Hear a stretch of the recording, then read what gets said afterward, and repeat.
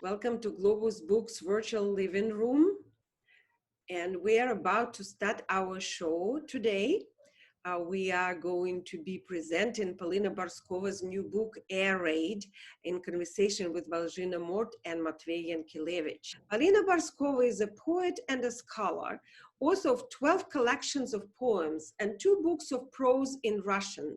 Her collection of creative nonfiction, Living Pictures, received the Andrey Bely Prize in 2015 and is forthcoming in German with Suhrkamp, I hope I'm pronouncing it right, Verlag, and in English with New York Review Books.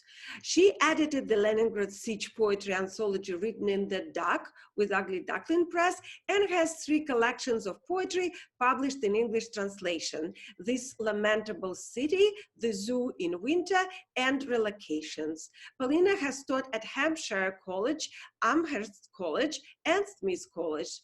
In 2021, she is teaching Russian literature at the University of California in Berkeley. Welcome, Polina, and congratulations on your new book.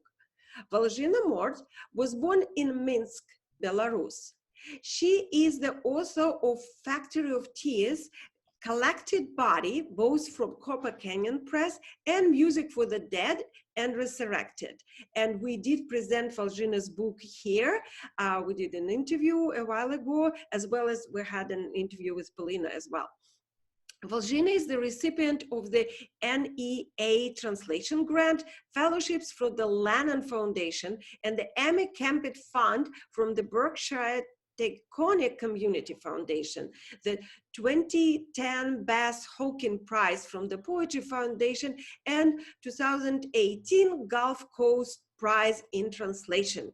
She is the translator of Air Raid by Polina, and she teaches at Cornell University and writes in English and Belarusian. Globus Books carries books by Valzhyna and Polina. Matvei Yankelevich is a poet, translator, and editor whose books include Some Worlds for Dr. Vogt, Black Square, Alpha Donut, United Artists, Boris by the Sea Octopus, and most recently the chapbook From a Winter Notebook, Alda and Frankia. And we had a wonderful talk with Matvei here about a year ago or so. Please check our archives. We also carry Matvei's book at Globus Books. Matvei's translations from Russian include Today I Wrote Nothing, the selected writings of Daniil Harms, Overlook, and with Eugene Ostashevsky, the book Alexander Vedensky's An Invitation for Me to Think, which received the 2014 National Translation Award. Matvei has been awarded fellowships from the National Endowment for the Arts, the New York Foundation for the Arts, and the National Endowment for Humanities.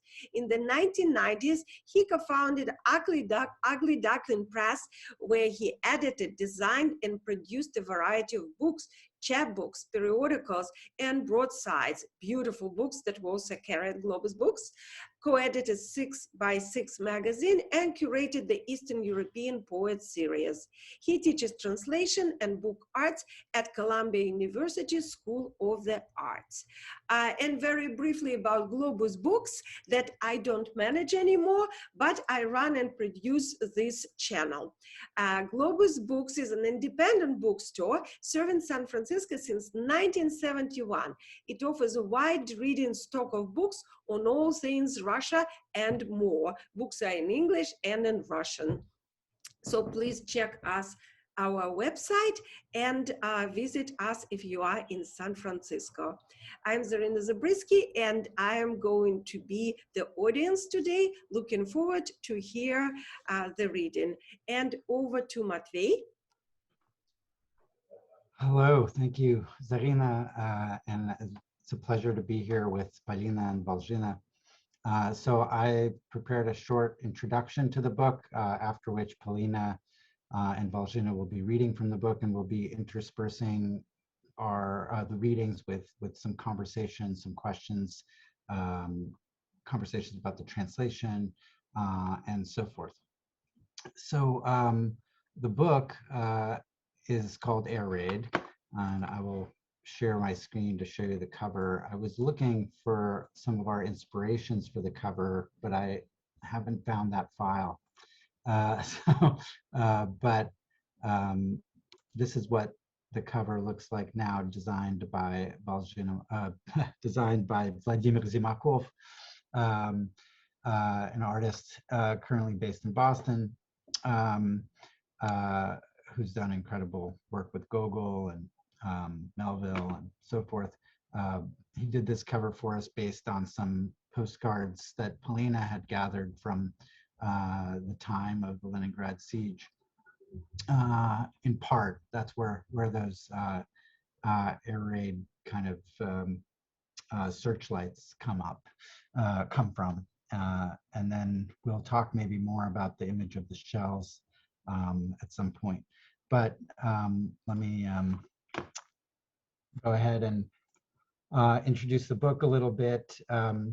Acclaimed and beloved by many, Russian literary scholar Matvei Yankelevich writes that Polina Barskova's new book, Air Raid, reaffirms the significance of poetry as the historical medium uniquely equipped to articulate painful historical experiences and intimately connect them with today's sensibilities. In this way, I think Air Raid takes a position in contemporary debates about poetry's place in positive social and structural change, about whether or not poetry makes anything happen. Barskova takes a Mandelshtamian position, I believe, in that her work posits poetry's field of action and effectivity, its ability to do and create, in its processing of history and objective political reality through a contemporary subjective lens. Yankelevich also noted that all of the dazzling variety of poetic forms with which this book reenacts the Siege of Leningrad and the lives of her favorite poets, as well as her own life with its joys, pains, and dramas. Poet Ilya Kaminsky, in talking about Air Raid, also lists the active ingredients of the poems. Her poetics is multivocal, yes. She echoes the voices of victims, yes. She makes sure many other poets' lives resonate as her own lines. Sorry. She makes sure many other poets' lines resonate as her own pages turn, yes. But at the same time, what moves him most is the silence at the core of her metaphysics. He writes, "It is her silence that knows the limits of any human response to horror. It is her silence that orchestrates melodies unheard, not an easy thing to create, this silence," end quote. Although, and I appreciate this notion that Barskova allows us, quote, a moment of stillness to sit alone as after attending, quote, a crowded funeral. I feel that the figure of silence obscures one or two important aspects of this work and its context. Barskova is no Akhmatova, who kept silent for some 20 years under Stalin, nor an Emily Dickinson evading the public world. On the contrary, she has been quite public, aggressively so, some may say, as some of her critics may say, as she works both in her scholarship and in her hybrid fiction, documentary, and poetic modes to make public the testimonies of victims of Stalin's purges and of the Leningrad Siege in a way that controversially counters current Russian and earlier Soviet ideologically motivated and powerful state-sanctioned historical narratives. One could say that she bears witness for the witnesses no longer among us. Her poetry stands up for those who are long silent, while also questioning her place of poet as secondary witness. Kaminsky notes that the book's translator, the acclaimed poet Valzhyna Mort, does the hardest of things. She translates Barskova's silence into American English, thereby challenging our own American English assumptions of what poetry is. And indeed, this translation takes freedoms that allow Barskova's unusual Russian poems, and we'll talk about some of the unusual aspects of them, to confront American ideas of a good English poem. These are not translations that smooth things out or look to acceptable American poetic idioms for equivalence. Furthermore, in the case of Valzhyna Mort, we have a translator who is not a silent witness, but a very active collaborator, a maker. The conversation between the author and the translator, which is printed at the back of the book, emphasizes the extent to which the translator is a key actor, a crucial voice in the work we hold in our hands. In short, this book, for which I had the honor to be a kind of quiet collaborator and a spectator of the process of its becoming, is a meeting place of two powerful poets to pose and in part to offer some answers to the difficult questions which Ilya Kaminsky has noted. Quote, is this a poetics of history or memory, or of the inability of our notions of history and memory to make any sense of the horror our species has created? Is this a poetics of scream or whisper, or a scream in whisper? Is it a poetics whose music is crisis, or one that makes a crisis as its muse? And they also push forward into other questions of translation, of gender and misogynistic literary histories, of linguistic trauma, of raising and reburying the dead, and of the relevance of poetry itself in making an intervention into the dormant memories of the past and the acquiescence of the present. By honoring lives made insignificant by the brutalities of history and state power, this book stands as an answer to the questions of what poetry can do. And I'm looking forward to discussing these and many other things with Polina and Valzhyna. Polina, take it away. And I shall. So I would like to start instead of traditional and normal words of politeness. This is what I would like to say. Only recently, as of basically a couple of days ago, I found my place of non-panic, because for maybe months now, I was feeling that, as somebody says in my favorite French movie, the king says, my army seems to be leaving me together with my enemy in Fanfan de Tulip. So for months, I've been feeling that the audience, crucial for a Russian poet, not just reading, but listening audience of presence, has been disappearing because of the COVID. And again, since what I do, and I obviously come from a family, so to say, is very much about performance and sound. Among other things, I thought about it as some kind of a terminal loss. But what began happening recently is that readers begin finding you one by one, literally. And it's very fresh and difficult and strange and very direct. And in this line of thinking of this change, I just want to say that for me, this book is maybe one of the most difficult and revealing collaborations I had in my life, both with Matvei and Valzhyna, whom I see not only as unbearable interlocutors, but teachers and, I don't know, friends and lovers of this thing that we do. And to some extent, the very notion of encounter for me has been shifting significantly. And in this context, Zarina, who basically pioneered this series, it's another thing that, you know, as an educator, as учительница or училка, I've been plaguing all kinds of students of mine with the idea that actually it takes one person to change things. So not that long ago, that Zarina came up with the idea of these conversations. And this very strange world, or maybe even mirok, of Russian poetry in translation, I feel has begun shifting because of Zarina's presence and questions. And again, what difference one person can make, all the difference in certain way as, and I can say the same about my translator and my editor in this case.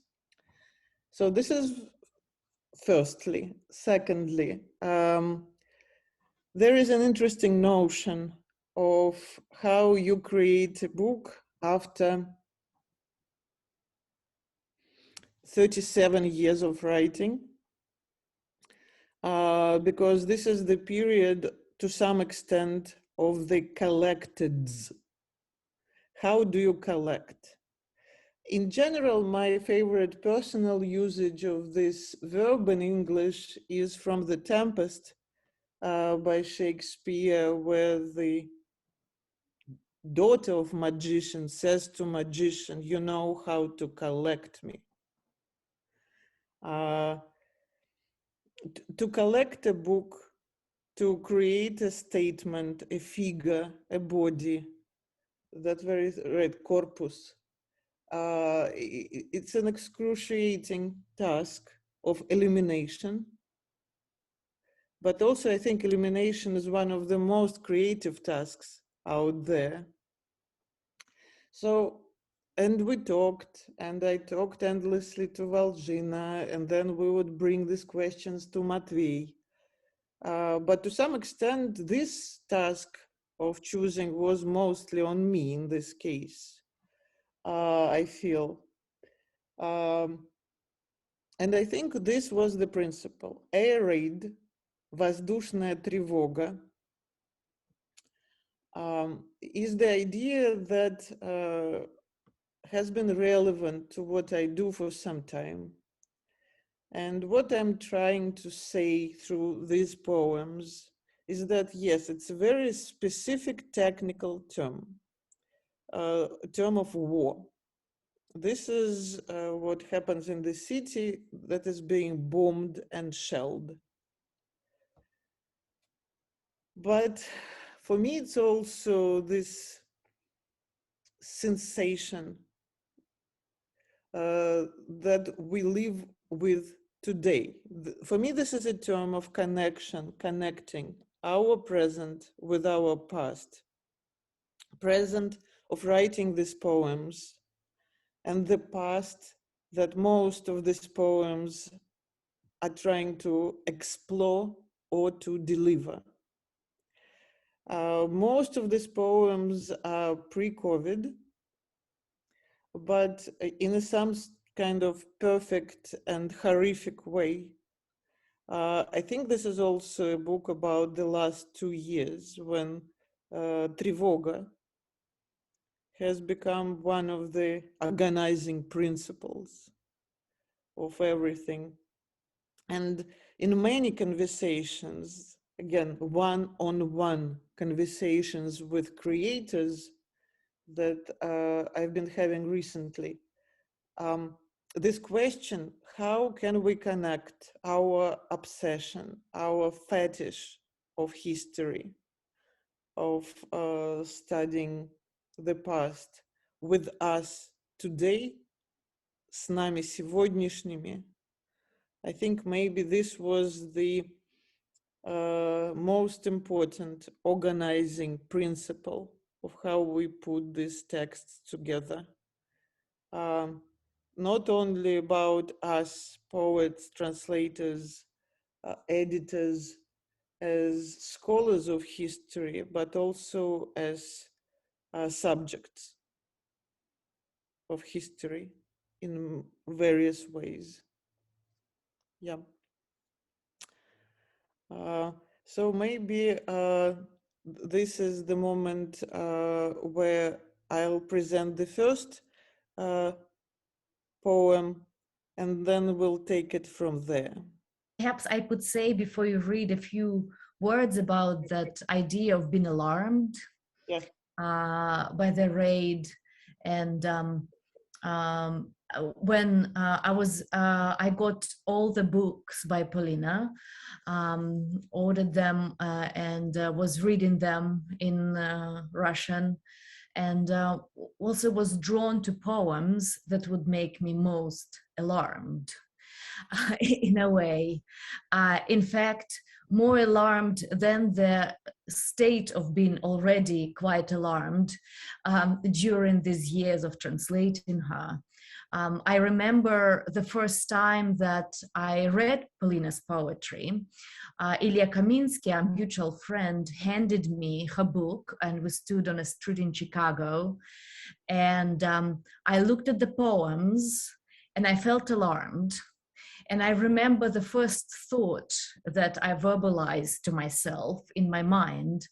And the thought was, I shall never try to translate this.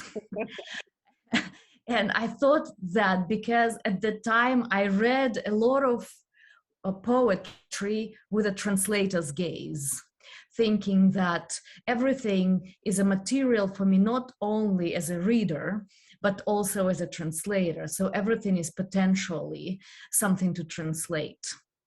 And ironically, Polina's poems rose in me this refusal of translation, and yet this is my first book in translation in the end, because I have those poems that I reacted to, yes, let me try to translate that, they remained singular. And only this poet, Polina, became a poet whose whole book I wanted to translate, but we ended up doing not a particular book of hers, but a kind of selected, going from alarm to alarm. And another synonym for alarm and air raid is sirena, the siren. And Matvei mentioned the folder that he has somewhere with the postcards of Leningrad that Polina collects. And she sent me a postcard commemorating the International Day of Sirens. I remember I took it as a sign because a siren, sirena, in Russian mythology is this bird woman who sings very sweetly somewhere on an apple tree, but this sweet song is usually a bad sign despite its sweetness. And then, of course, the siren in the tradition of Homer, right? Those sirens scream by the sea, and so when we were thinking what would illuminate, what those air raid beams would illuminate, we decided, it occurred to me suddenly that we focus so much on the Siege of Leningrad and on history, and we overlook how erotic this book actually is, and how what this air raid reveals is something very, very private and very, very intimate.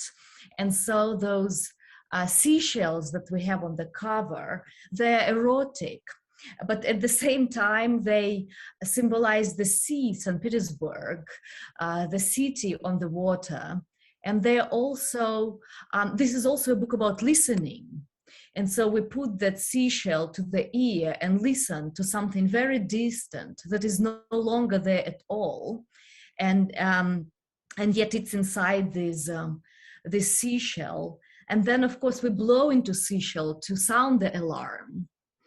And then there is a pearl that comes to us from a seashell, and gems are very important for this book. They're that hardness that endures the ovens of history. So these are just a few things I wanted to say before we start with, I think maybe Russian first. Yeah. It's interesting. Lydia Ginsburg one of my personal, not only mine, preferred sirens of the Soviet century, misquoting Montesquieu, said that the only thing that differs pornography from erotics is the notion of resistance. And I thought, now listening to Valzhyna, that it's curious how many pleasing things might be born of resistance, might be produced. Like Valzhyna thought, hell, I will never translate this. And I thought for years that I won't be writing poetry in connection to my research. I thought of it as obscene. I thought of creating agency, subjectivity, or speaking in human terms, voice of these experiences of the others as I said, disturbing and obscene. But then I just began writing it, thinking that actually obscene is what we do.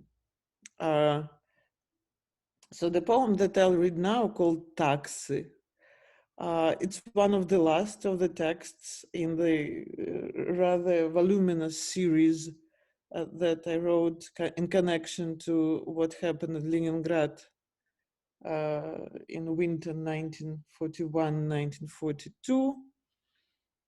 And at that point, I was exhausted.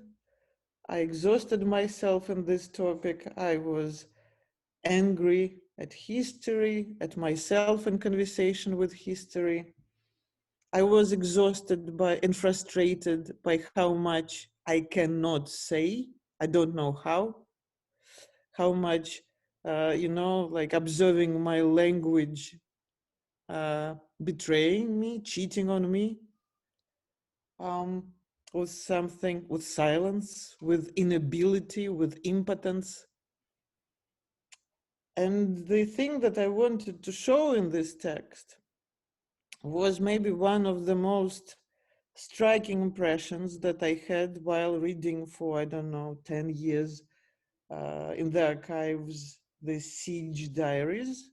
One of the things that immediately kind of grabbed me and offended me and revealed so much to me was what happens with grammar. You notice it rather fast, no matter how awful is writing and how fading is the pencil, that if you read them as one reads them from, let's say, June to February, that even the most eloquent, educated, pretentious, disciplined writers of diaries begin making what seems at first kind of surprising grammar mistakes. So like fat disappears from the system, grammar disappears, and then cases are gone, prepositions are gone, and you're left with this kind of skeletal, pathetic version of language. And since so often people asked me, so if you had to explain what happened then sometimes I thought that from what I see from my perspective, maybe this is the efficient way to explain the siege. So taxi.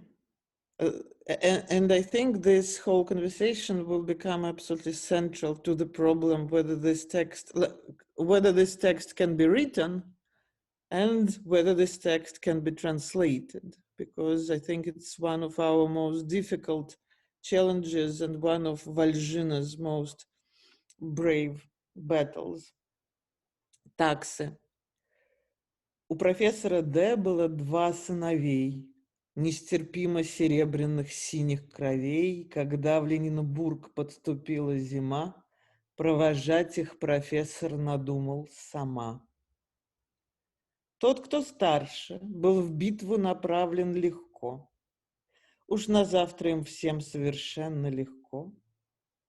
Он летел, озираясь, как облако, кой шептал мне бы только открытку послать, чтоб ушла от порога нелепая мать, что 3 года так станет стоять. Тот, кто младше, вернулся из битвы своей.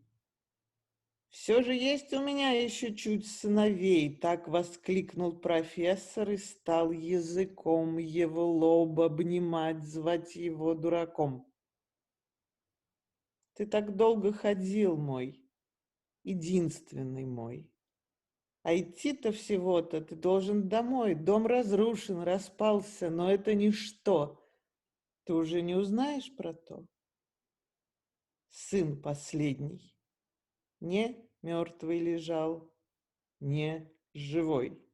Проплывал сквозь него этот окрик и вой, как снегурочка, таял и таял и тлел. Черный жемчуг, смарагд или лал. 8 месяцев тихо и гордо болел, а еще 1,5 умирал. И на город с высокого места смотрел, улыбаясь, его покидал. Слышишь, слышишь, еще поживи, походи, изнывающим шарканьем всех побуди, ну не знаю, собачку себе заведи, прижимать к потрошенной груди. Постепенно в этом печальном доме завелось уже 3 поколения такс. Я вошел в прихожую и навсегда запомнил открывшуюся картину. Перед открытыми дверцами топящейся печки на коврике лежала, правильнее всего сказать, запеканка из такс и кошек. Их было, верно, по пятку каждого народца, и они совсем перепутались. Где чьи лапки, где чьи хвосты. Разобрать при этом освещении я не смог. Услышав стук двери и мои шаги, одна из длинноухих головок поднялась и лениво тявкнула раз-другой, а потом упала на прежнее, очевидно удобное и нагретое место.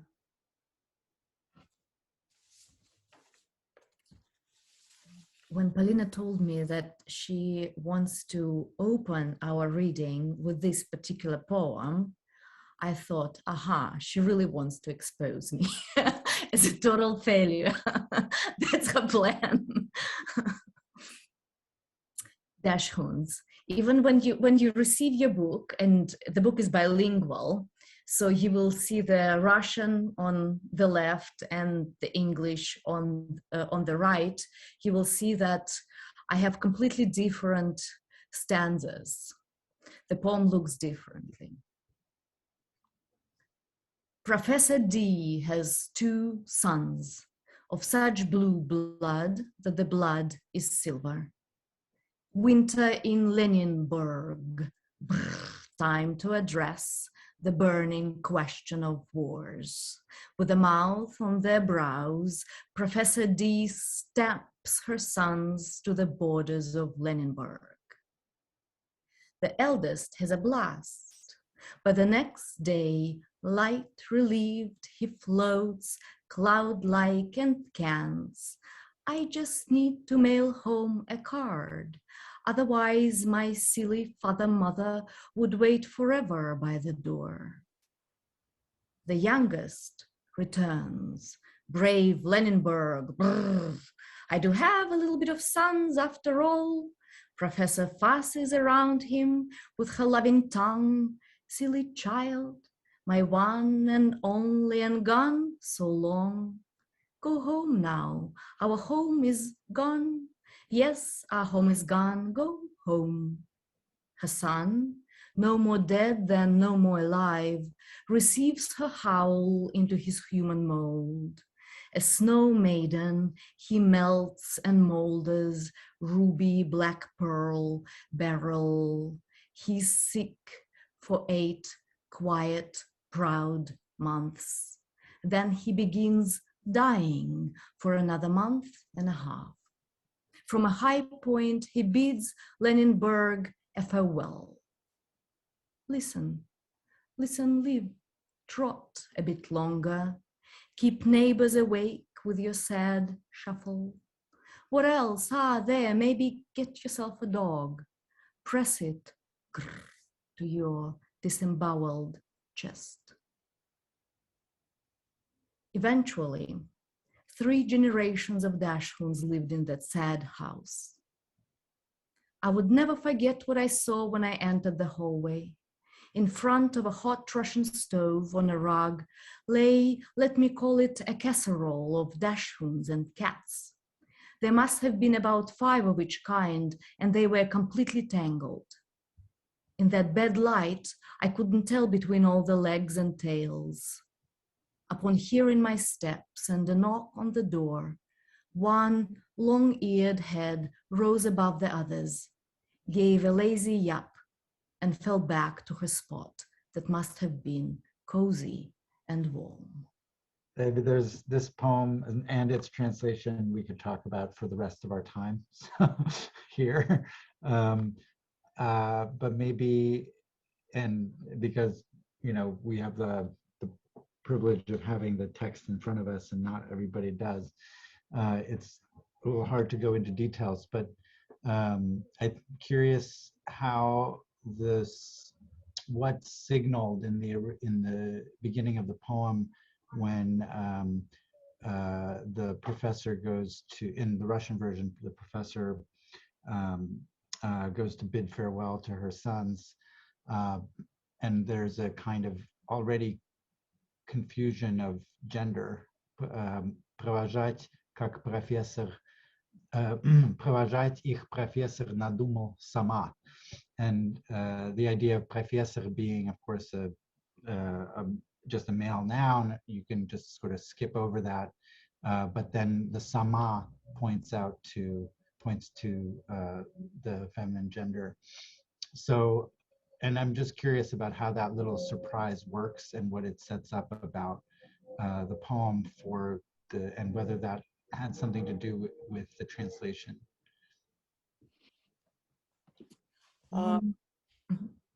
I would say, and this is a contract, obviously, and now that all of us are in constant process of translation, right? And we all have our various contracts with poets and translators.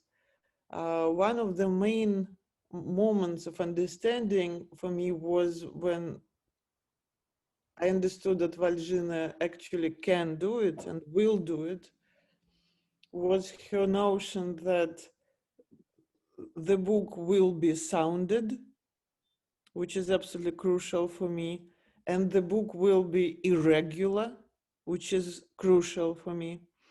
But these portions, moments of irregularity and sound very often will be distributed differently. And that will be this translator's ways to be with this text. And for me, it was the most important. And this is what I see here, that this text, this particular text, erupts, breaks, makes weird, disturbing, scratching, roaring sounds, and invents its own version of the conversation between a graduate student who visits his famous teacher who lost all his children to the siege, lives surrounded by these old cats and dogs. The house stinks. They have a polite conversation every time about hermitage. And actually the graduate student is trying to somehow language what is actually happening. Well, I think that Polina has described more or less my translation process here, that there is a lot of compensation that happens when something cannot work exactly, where some kind of irregularity happens in Russian. But when it generally in, we translate the words, the synonyms, the polysemy of words. And then there is that kind of order of words and the kind of speed and tension and sudden momentary feeling that they create. And so in this stanza, this surprise comes there at the end, confusing everything. In fact, now looking at it, it's obviously that this professor is a kind of a Baba Yaga, because it begins with, in a way of traditional Russian fairy tales. Yeah, there was a person, and a person had two sons, and then the gender of this person becomes not clear. And this is that kind of a creature that is genderless, ageless, and there's a connection with animals too, with the animal world, that he is transported into a very urban environment. And so, and that's what interests me most as a translator, is to translate that sense of speed and tension and intonation, and always think that the actual meanings, the semantics, will take care of themselves in the process. And so we do have the gender trouble here, but it comes later when it's the son who refers to the parent as mother, father. He's confused himself. I didn't do it in the first stanza because I felt that there was an additional confusion in English, because there are two sons, and so I didn't want that to be to become more confusing, and so that other confusion comes in later. And in fact, then there is that kind of a sense that the grief of the sons going away changes the professor into this genderless creature now. Mm-hmm. Yeah, it's amazing how many things are moved around in your translation, and the way that the sound, even the burr sound and the grr sound, which isn't really there, that there are other kinds of sound things going on, and you take this rather formally, folktale quality of Polina's rhymed Russian quatrains, which are broken here and there and do unusual things, but sort of take that as a generic form to play with, and you transform it into something very different, and you bring the idea of the image of the mouth on the brow, or the tongue on the brow, into the first stanza, which only comes up for Polina later, but you kind of fuse it in different places differently, and Leningrad repeats differently. Also, in the original, it doesn't occur, I think, as often. But it's sort of it's just a kind of amazing to watch how, in this case, as in many others in this book, Valzhyna has taken the poem whole and translated the poem whole, rather than thinking about, okay, well, Polina has a rhyme here, we have to do a rhyme. The equivalencies are we do away in a sense with some old-fashioned notion of equivalency, or line by line or word for word kinds of translation, because that's, in a sense, what the translation suggests to me is that that's not possible in this case, and I think that in a way highlights for me, or translates, Polina's own mechanical, sometimes very strategic transformations of what is expected in Russian verse. One thing to add, I really like that this text in Valzhyna's version box, all these R's, right? Because for the longest time, it's like appearance of Orson Welles in my ever favorite movie, The Third Man. Like for an hour, you're like stuck there. Where are the dogs? Why it's called this way? And then finally at the end, we arrive to the portion of the text which inspired the text. It's a direct quote from that account, obviously, somewhat obviously, but Valzhyna, who is the most both patient and impatient person I've met in my life, in her version, this text begins barking much earlier, I think. And I really, really love your idea that Professor is Baba Yaga for a number of reasons, and agree. And I think Prop would rejoice. Can I ask one question, and this maybe we can get to it a little later, which is the way that the documentary, the passage that is quoted at the end, the way it's sort of unannounced as to who the author of that is, and never is, I don't know if at some point maybe there's a commentary on it, but I don't think we do have a commentary on it in the book. But the way that you work with all of this documentary material, but you allow it its own space, it's just sits there at the end of the poem is almost like a postscriptum. And I'm curious how that is a very, I don't know, I mean, that's something really, I think, amazing about this poem is how that sits at the end, and we don't know what's coming. We just have this sort of fairy tale, and then you have this very dull in a way, but also kind of phantasmagoric scene at the open wood stove, right? The fire, and also a kind of mythic scene in a certain way, as Valzhyna has pointed out.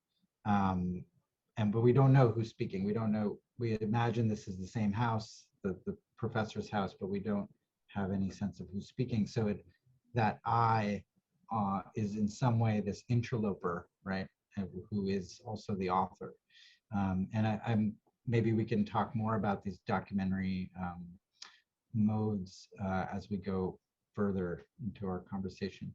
But it would be great to hear more poems.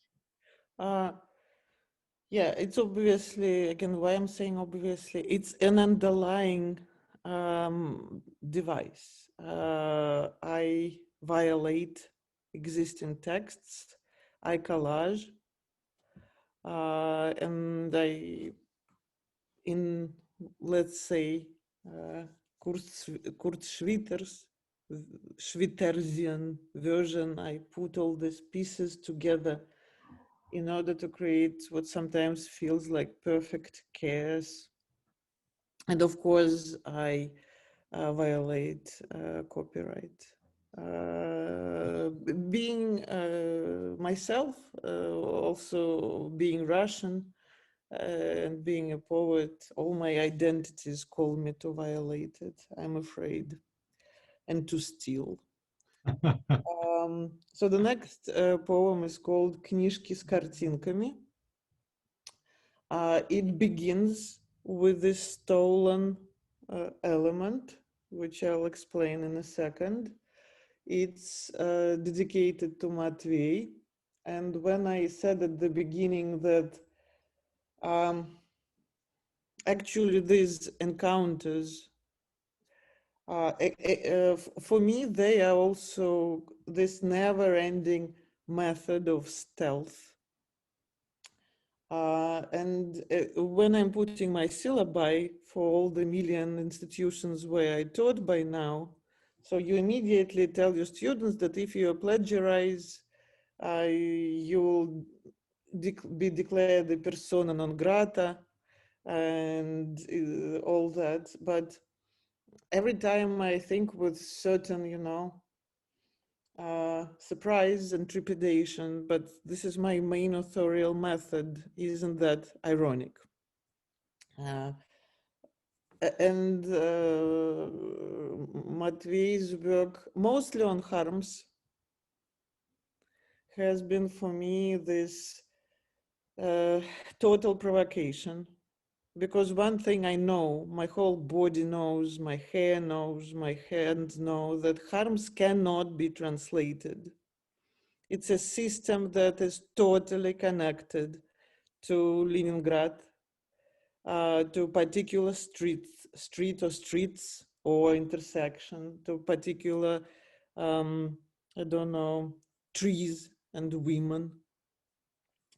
But then I began teaching his translations, and again, kind of, it was almost eerie because I saw this endlessly excited students. I'm like, what are you excited about? This cannot be translated. I'm telling you, kids.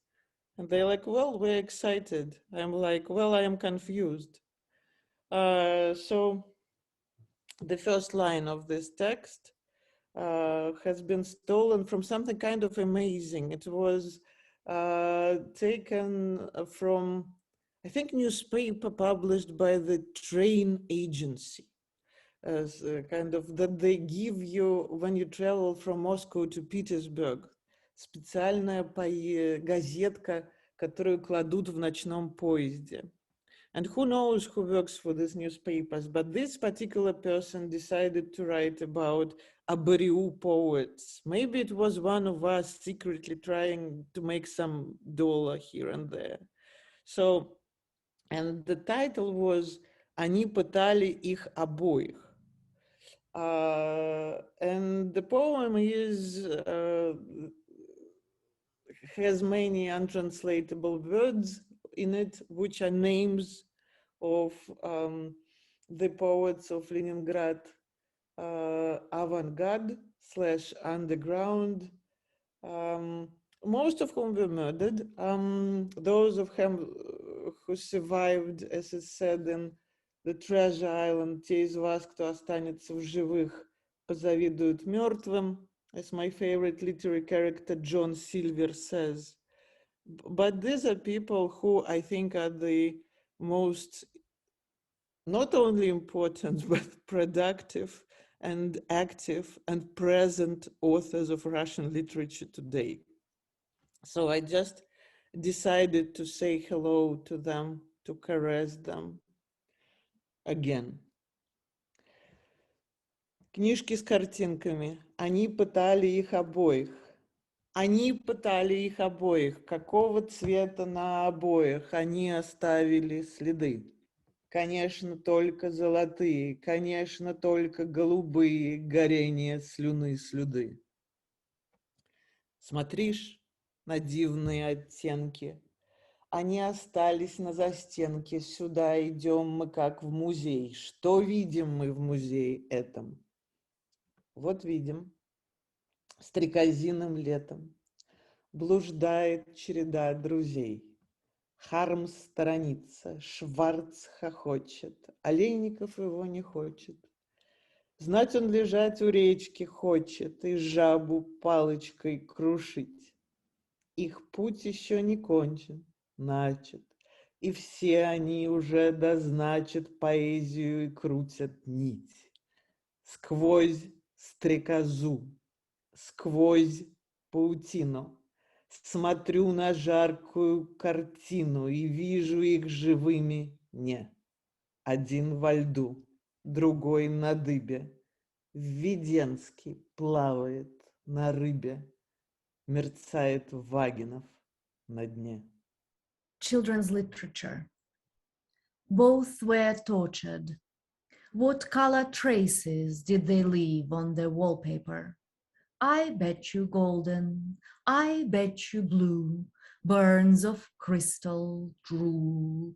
Observe droll colors preserved in the confines.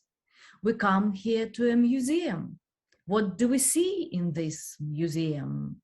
We see a trail of fellows who dragonfly on summer days, Harms shies away, Schwarz ha-has to Schwarz Aleynikov prefers to slug by a stream, poking a toad to death.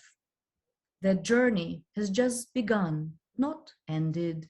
They stand for poetry and weave their thread. Through a dragonfly's wing, I watch a blistering scene and see them living not. One in the ice, another on the rack. Poet Vedinsky floats atop a pike. Poet Vaginov twinkles on the river's bed. This is a really difficult poem to translate because it has that summer stroll, grown man summer stroll through a meadow.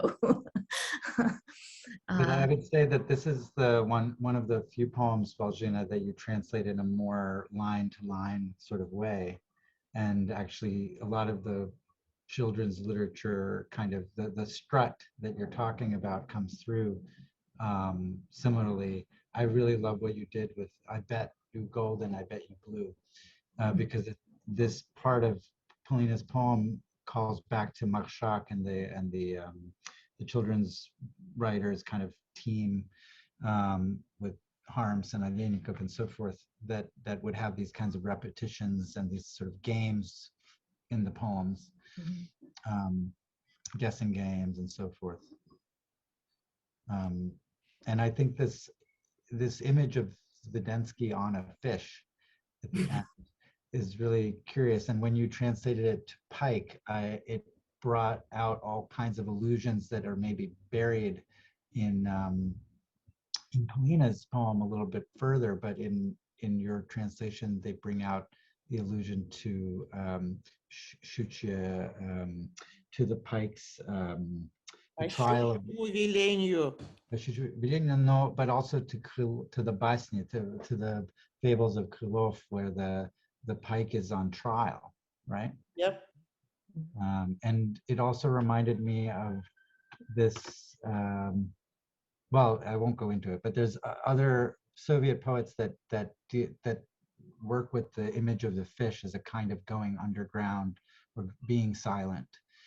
Of course, that happens in Vidensky too, but then Nadibia, or on the rack, it reminded me that Harms during his psychiatric stay in the prison psychiatric hospital, or before it, was given forced to have a spinal tap during the investigation to determine his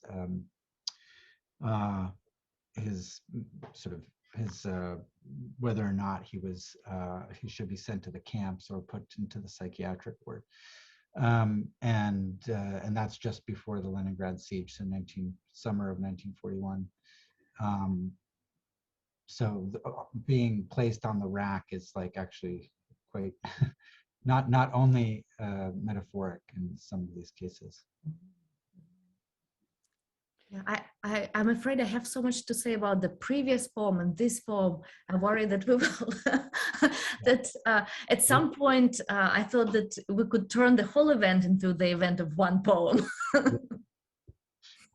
Maybe next one, Valzhyna. Yeah. But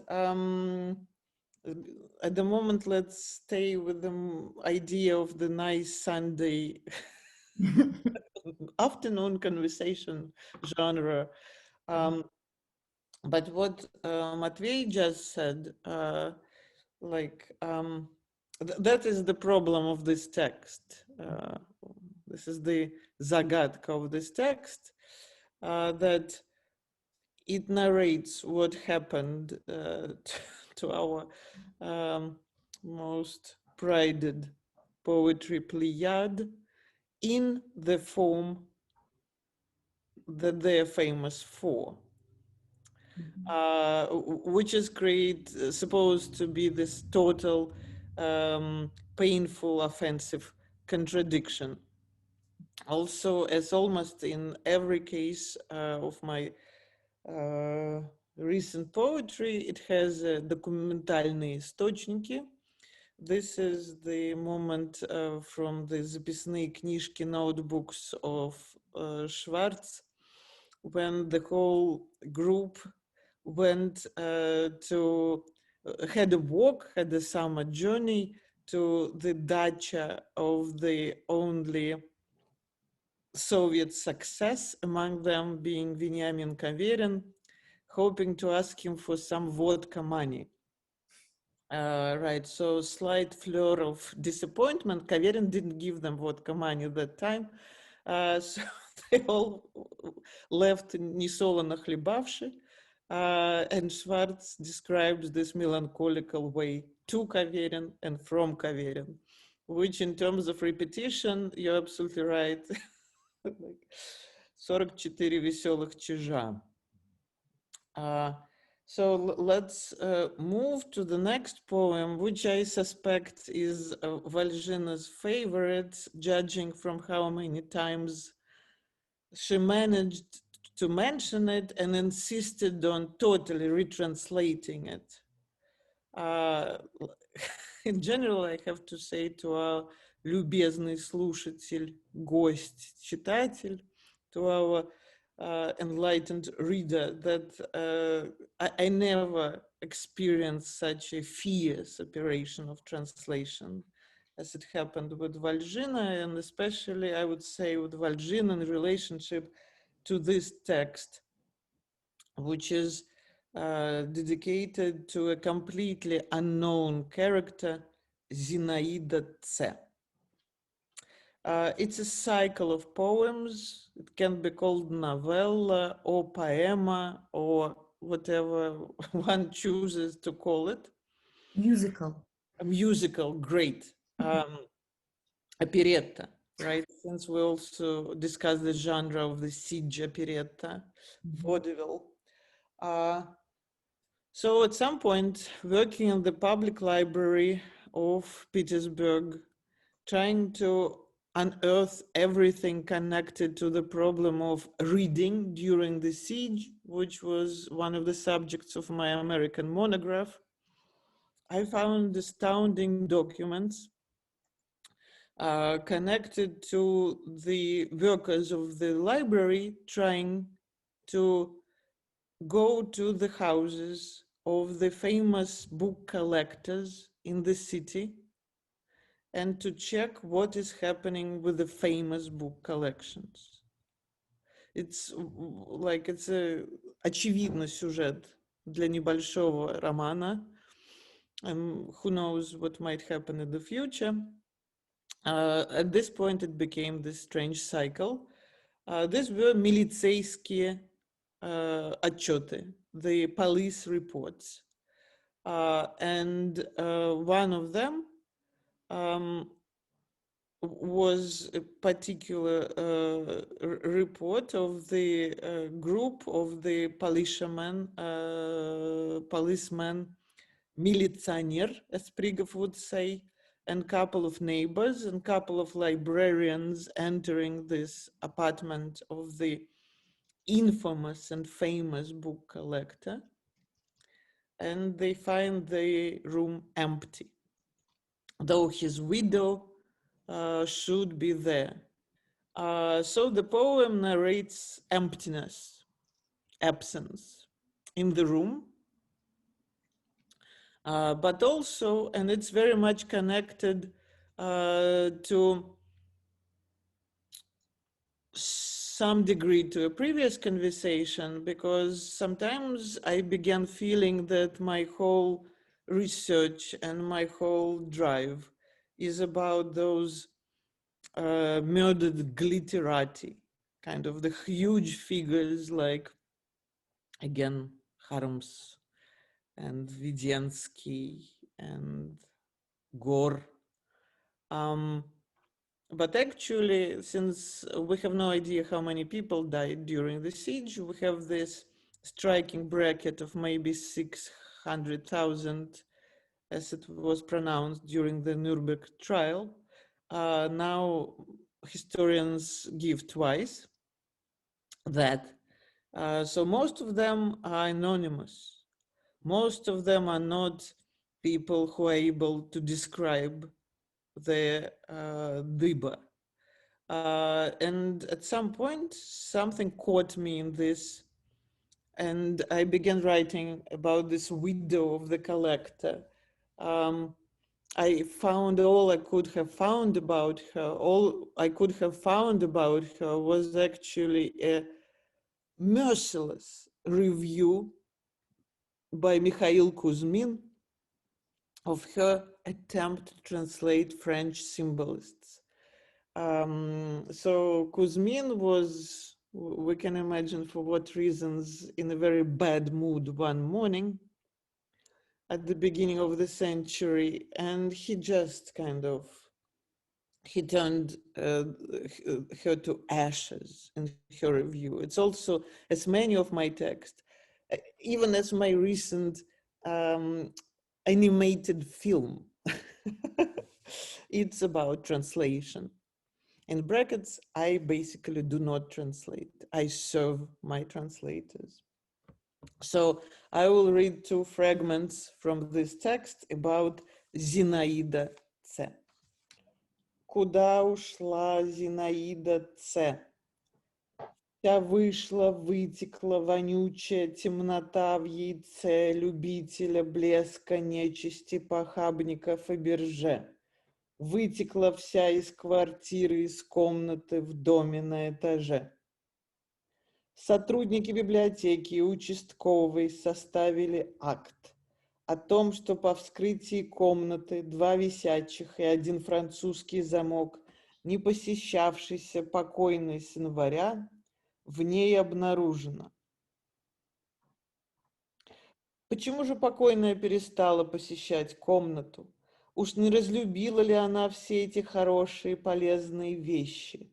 Шкаф платяной двустворчатый, кровать никелированную со старым ватным одеялом, 2 небольших столика и 5 стульев, пейзаж и портрет П.В. Быкова в раме. Не верится, чтобы покойная могла разочароваться в таких отличных вещах. И главное, книги на иностранных языках, беспорядочно разбросанные на столе, на диване, в шкафах, в ящиках, в корзинах, на полу, остатки архива, первоклассные по своему значению автографа Мапассан, Мюссен, Верлен. And the next part, then the text has this conversation with Kuzmin, but I will read the last part, which is called Prologue, and Valzhyna translates it as preface, and the idea is to break the order of things or to question it. So this is what it does. Пролог. Что мне надо, ля-ля тополя, силы добра зла, силы Флабера Золя, силы власти, силы библиотек, превратить в один вот такой такусенький негаснущий кровоподтек. Вот это старица, где она умерла, какого месяца, числа, какой прохожий прошел мимо сугроба с ней вмерзший. Галошки торчали, как чернослив из свадебного торта. Все, что подмалевано, стерто. Я хочу проявить, обвести, как девочка, язык от усердия высунут, обводит заглавные буквы. А это какая буква? А как ты думаешь? У. Похоже на У.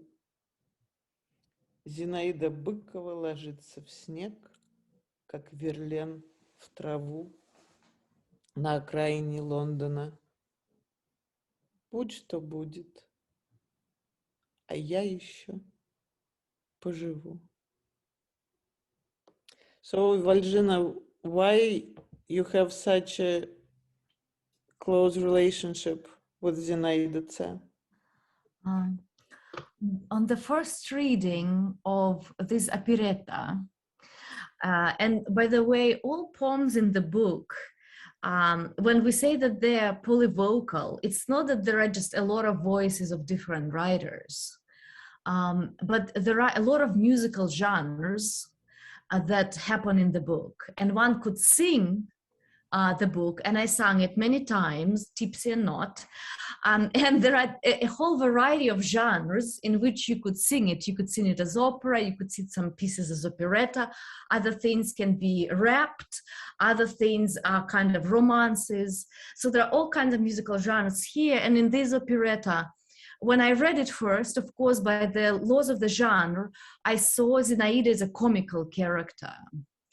And kind of pathetic too, of course. And then, but then depressed with the pandemic, I was listening to a lot of Chekhov on the audiobooks during long walks. And I realized that no, she's a Chekhov's heroine, because she's a talentless, mediocre, right, completely unremarkable, and yet she tries so hard to kind of make a place for herself. She has this very naive desire for a place in the literary world with the help of her husband that she could achieve, but also, of course, those kind of the description of her husband as an outstanding bibliographer and bibliophile. It just a little bit. And then the critics who call her damsel, there's a lot of sexism happening there. So I thought, no, she's the Chekhov's heroine, but she's of course the best of them all because she's tragicomic. And we start with a comedy, but we end with a tragedy. And the emotional arch that a reader goes through in this poem is the emotional arch of tragicomedy. When we start with laughter, we have there's a promise that we will be entertained, there will be some gossip, there will be some negativity, right, some public shaming, there will be something, to use Polina's earlier word, something obscene, because I find that there is something very obscene when that room is being broken into by this very unlikely team of policemen and librarians.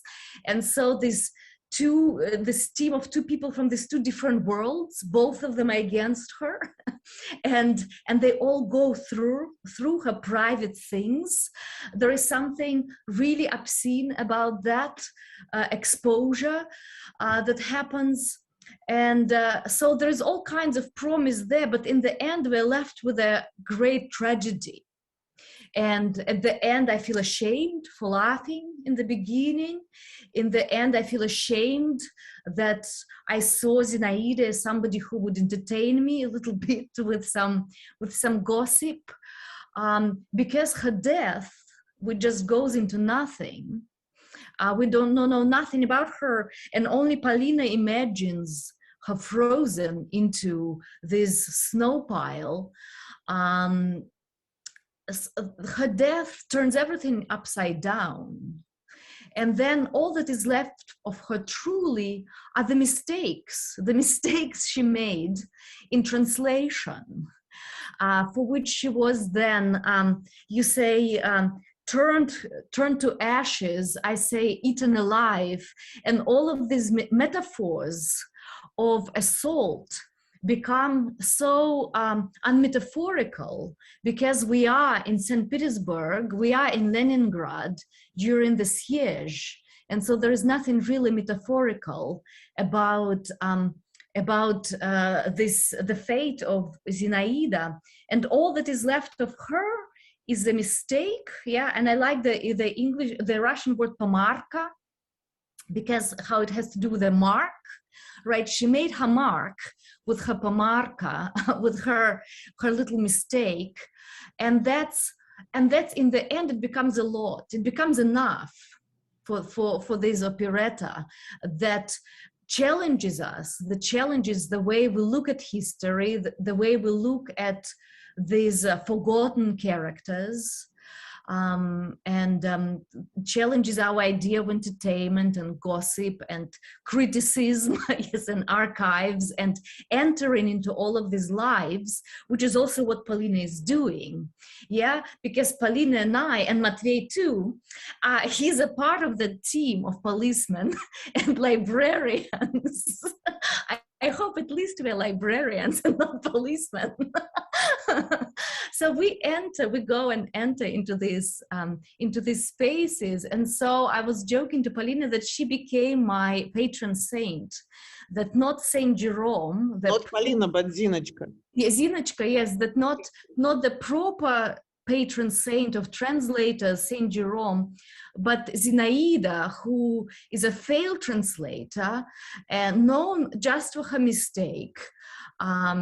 She became my patron saint. And I thought that of the horrible mistakes that were committed during the era in the place where she lived, her mistake in this translation becomes so harmless. And in the end, like, let it be that for me, my mistakes in translations in this book would be the mistakes that I make in my life. I hope that this is the worst mistake that I could do. And this is how Zinaida became the guiding principle for me. And of course, I've made a lot of mistakes, Matvei knows, because I got so caught up in these poems, I got so obsessed with them because they are so brilliant and beautiful and powerful, and I really love them. But in translation, I got so obsessed also with English and with the translations of these poems that when during the editorial process, Matvei confronted me with the Russian original, I was often shocked about the mistakes I've made. Yes, so this is why Zinaida is very important to me now. And now she's like she will be famous now. Wait for the book to come out. We will make her famous. So the whole book is the reader, future reader, as our characters usually would say, посвящаю будущему читателю, посвящаю возможному читателю. It's a rather frequent mark in the diaries of the time. So, but наш будущий читатель, он вот-вот читатель. И ему же должно быть ясно, что it's obvious that it's difficult reading, strange reading, that requires lots of, well, collaboration, whatever you make of this charged term. But at some point I understood that this text absolutely needs a poem called Joy, радость, which is a poem about a really happy event in the life of every self-respecting beauty. You lose an earring that your lover buys you in Venice, and then years later you find an earring. So it's a renewal of relationship. But then listening to this monologue of Valzhyna's now, and rereading this poem and rereading it through translation, which of course for me is first and foremost is an experience, a procedure in estrangement. I understood that joy is when something hidden, lost, dead comes back to light. And I guess if there is joy in this tortured book, it's that we can imagine Zinaida C, which is a pseudonym, walking the streets of the city with her little, you know, these fin de siècle little books of translation. She's still walking. Thanks to I don't know what. Радость. Вот, возвращается из-под шкафа давно оплаканная бесценнейшая копеечная серьга. Венецейское стеклышко. Виновато поблескивая сквозь пыль, как будто сквозь мех. Допустим, Полина Анненкова, упавшая в темь, в снега просроченной жизни. Кем ты будешь теперь? Здесь уже все привыкли, что нет тебя на земле, поплакали да зачислили в сытный список потерь. Читинская льдинка, дурочка, будешь лежать в тепле моей ладони. Потом в уютной коробочке со своей парою, своей младшей сестрой, тоже несколько поцарапанной в ходе времени. Тоскою просто и по тебе тоской. Теперь вас можно вынести в свет, чтоб каждая шептала мне на ушко. Как здесь светло, как радостно и просто, и хорошо. Read. The music equivalent of this is Scarlatti, the high, bright, nice, plain good notes on the piano. An earring returns from under the cupboard, a bewept, priceless, pennyworth Venetian bauble, twinkling with gilt through the dust or possibly fur. Say, Polina Annenkova, cast into the murk, the snows. Is it moss or musings of a life past due? What will you do now? We've grown used to your absence.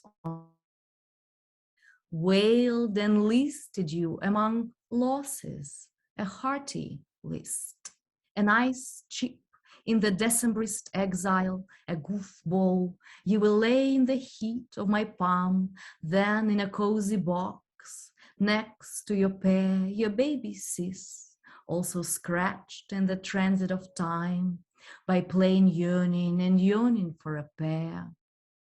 Now you can be carried into the light, in my ear, the whisper of you. How bright and nice and plain and good. Thank you. Спасибо. Perhaps we can announce that we are reading again in November. Polina, do you remember the date? In December. Oh, in December, yes. We are reading in December, and that time in conversation with Mark Lipovetsky, whom Matvei mentioned, who's been a rather passionate follower of the whole project. And that time we'll be talking through Harriman with a specific, I would say, included agenda of talking to people working in Russian literature. So it will be more in Russian.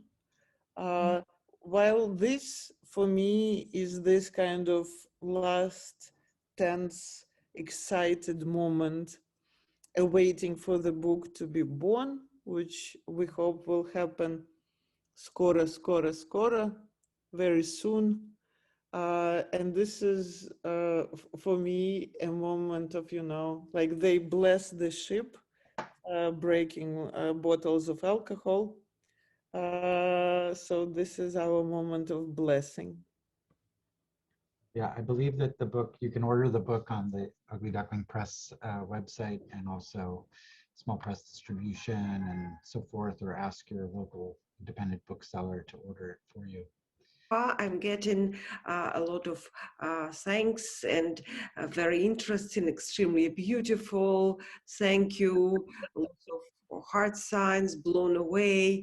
And I understand it because, you know, I was here too. It would be hard right now to come up with one question. It's either you come up with a blurry of questions and it continues into the night, or we just take it back and hopefully we order books and read this beautiful poetry and beautiful translations and just take it all in. And then maybe in the future when Polina, Valzhyna, and Matvei have another reading, we come up with the questions. That seems to be a plan. And I can thank you enough. It's really like after a reading like this, all you want to hear is silence, to just be in it and be with the sounds, with the letters, with the sight. And I'm very visual, so for me it was very important to see the page that looks absolutely gorgeous. So I can't wait to also, like, I had, I'll you know, share a secret, I had a PDF, but it's different to have a book in your hands. It's a different feeling. So thank you, Polina, thank you, Valzhyna, thank you, Matvei, for making it happen. Thank you, our dear audience, for joining us today. We had a lot of people watching us on YouTube, very special audience on Zoom. And everybody's just saying thank you. And please continue writing and translating and publishing. That's all I can say from my part. And come back to Globus and read more. We shall. Thank you so much. Spasiba. Thank you. And thank you for your kind words too. That meant a lot. And for our audience, one last thing that I'd like to add, we do have a very interesting schedule forthcoming. I mentioned in the beginning, but just in case you didn't catch it, we do have on the 2nd of November, we have Jose Vergara with Alexei Salnikov reading from his Jose's new book about James Joyce, and they will be joined by Armen Zakharyan, who I hear is very popular back in Russia. And then on November 13th, we have Globus film series on Liquid Sky, an interview with Slava Zuckerman, which is also very special to me. I love this movie, and I wrote about it exhaustively, and I keep interviewing people because it's just brilliant. So, and I will be making more announcements that more poetry readings coming in December and January and February. So stay well, stay safe, stay healthy, and visit Globus. Спасибо.